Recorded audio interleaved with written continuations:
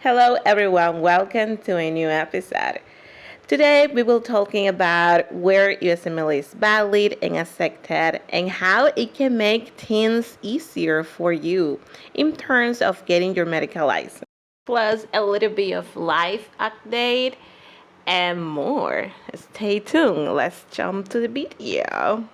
USMLE stands for the United States Medical License Examination. It's a series of exams that medical students and graduates take in order to obtain their medical license to practice medicine in US, which means this test is for practice medicine in United States. Every country has its own policy, its own pathway. So, by any means, taking the USMLE first, if you don't have any intention to practice in US, is the right pathway. If you want to practice in a different country, search for the requirements and all the stuff that country asking for. But for X or Y reason, you already have your USMLE and you want to figure it out what you can do now. So this is the point of this video, because one of you asked me, oh, I have my USMLE step already, but I have my personal reason and I have to live in a different country now. What can I do with my USMLE? So that being said, let's talk a little bit about this topic. Having a USMLE score can often help you get some shortcuts in the process of obtaining your medical license in other countries. For example, in Canada, having a good USMLE score can help you from certain license exams or shorten the length of your resident program. However, you have to take your Canadian license exams and everything over there. It's not like only with your USMLE is more than enough for getting your license over there. However, it's going to help you out. It's like a plus, let's say that. Like, for example, also, New Zealand having USMLE score can help you fast track your registration process with the medical council. However, by any means, it doesn't mean that you don't have to take the New Zealand pathway needed for international medical license. Some countries give you more opportunities, such as also in Qatar, IMGs who have passed USMLE Step 1 and Step 2 CK can apply for a license to practice as a general practitioner. In Bahrain, USMLE Step 1 and 2 CK are recognized as a part of eligibility criteria for a medical license, but additional requirements such as a minimum of 2 years of clinical experience and passing their medical license over there are necessary. In the United Arab Emirates, international medical graduates who have passed USMLE Step 1 and Step 2 CK may be eligible for a license to practice medicine, but must also fulfill additional requirements such as passing their medical license exams over there and obtaining a resident training. As I said in the beginning of the video, every country has its own rules, policy, and requirements. So you have to check it out what they ask before apply. You go to their official website. They have the government official website for like public health and all the requirements for, because as international medical license depends where you wanna practice and where you study medicine. Some places are gonna ask you for a medical license in order to be a general doctor over there if they have that concept, Or they might ask you for a medical license plus you have to do your medical resident. Even in the United States, just passing USMLE step 1 and 2 is not enough for getting your medical license. Besides passing your USMLE step 1 and 2, they ask you as international medical graduate a test that is called occupational English test for evaluate your medical English.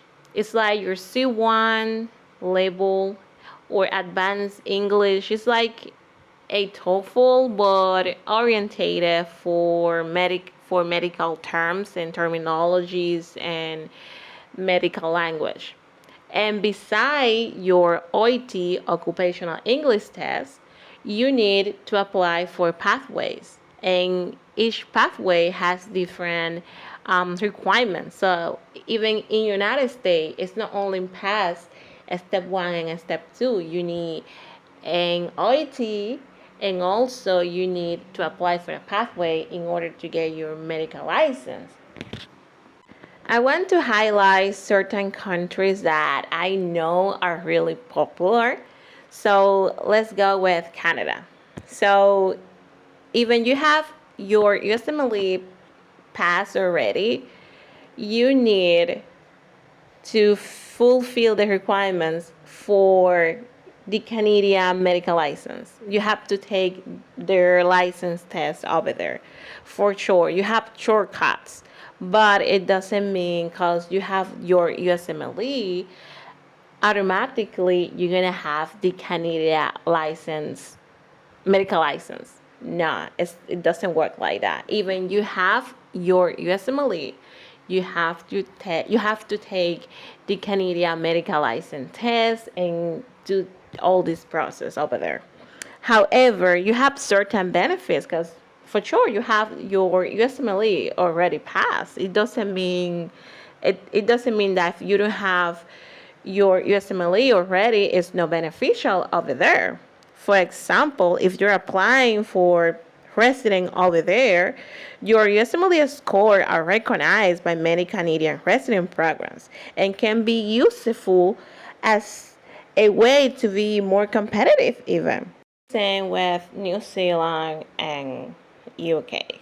So you have to pass those country medical license requirements for international medical graduates. Okay. So let's recap. If you are an international medical graduate, you already passed your USMLE, but for X or Y reason, you have to live in a different country than United States. You have to look it up if that country USMLE is valid, or if that country have extra requirements. USMLE is going to be a plus for sure. However, it doesn't mean that you can get a license in a different place than the United States, because these tests are made from United States, and even the name and stand for United States Medical License. So that being said, as a disclaimer, you can get benefit, and that is a plus, to be honest. So life updated. I have great news, guys. I submitted a project for a poster oral presentation, and guess what? Got approved. I'm so excited, but at the same time, I'm so scared because it's going to be my first poster oral presentation, or to be honest, my first experience as being part of a conference in my entire life, and I'm so nervous, to be honest. They open everything in March, so you can apply in March, and they sent me an email last week, and I was so like, oh my god, I'm so excited. So let's talk about I don't know what I'm saying. Let's talk a little bit about the process. So they open applications in March. So one of my friends told me, oh, you know this, and I was like, really? Oh my god. And I want to apply, I want to try, who knows? So I have a project about diabetes, and I was like, why not? So they asked for a sum up of 400 words, and you have to send them. They have certain requirements. At first, they read it and they say, "Oh, we like it, but you have to fix certain stuff." So I fix it, and they denied it, and they say no, we have to fix more stuff, and I fix it again, and they approve it, and I got the email as I said last week. I'm so scared, but hopefully everything is going to be okay. um the presentation, they said we have 50 minutes for present the poster. It's like a presentation of 50 minutes for 3 days. Like, I think it's Wednesday, Thursday, and Friday. And I'm gonna be there. And I was like shocked but happy. Let's see what else. Oh yeah, I'm losing weight. I'm working out, to be honest, weekly, because that reduces stress. That's healthy, and I think gym is something that, or in a gym you can do yoga, gym, and a lot of stuff for reducing stress. But in my case, gyms is more convenience, and also yoga. So I'm working out weekly and I'm losing weight, and that's awesome, to be honest. I'm kind of surprised because I used to practice swimming, but COVID hit, and what happened. But now everything is better, to be honest. Um, COVID is no emergency anymore based on who, so I'm going to the gym since a couple of months ago, and I'm keeping going. I'm surprised because I'm kind of off and on with the end. So I was like, okay, I'm going for 2 weeks, and then 3 weeks, and then 4 weeks, and then don't go at all. But surprisingly, I'm really putting the effort, and I'm really working out weekly. I try. But I'm working on it. I'm a study as always, a studies, it's always there. Yeah, just see, I'm kind of, yeah, I feel happy, and everything is working out in my life lately, and that's awesome. So if you want to follow me and know more, you can follow me on Instagram. I have a bunch of posts. To be honest, I'm not that active. What I said? I'm not that active on Instagram lately because I'm really busy. So, but you can check my highlights on Instagram. You can check my posts, my past posts on Instagram. I have more than 100 posts on Instagram.